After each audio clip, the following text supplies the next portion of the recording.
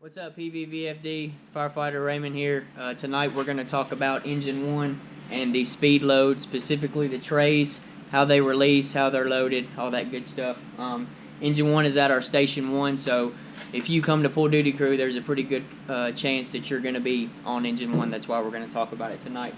It's the only one of its kind in the sense that it's got speed loads where the trays come all the way out and the connection points are above the trays themselves. Just like every other engine we have set up, our 150 is going to be first toward the cab, our 200 is toward the box, and then we have our 2.5. So I'm going to have Shift Commander Sexton come over and show you guys how this releases the tray itself. It's got a little lever down here that releases the stop, and he's going to actually be able to remove the whole tray itself.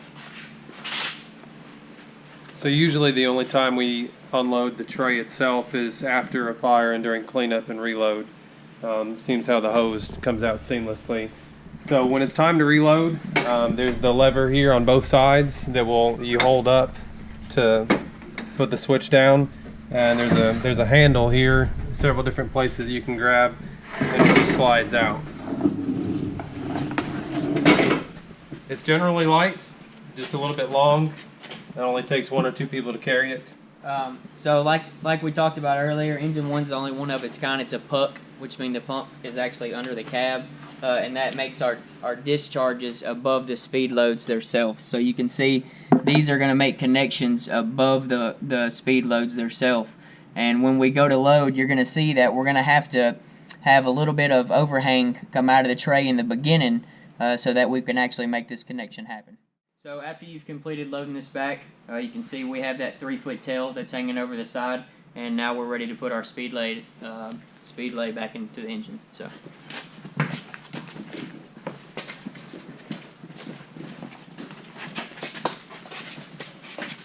As you're putting this in, remember one person's got to push that lever down.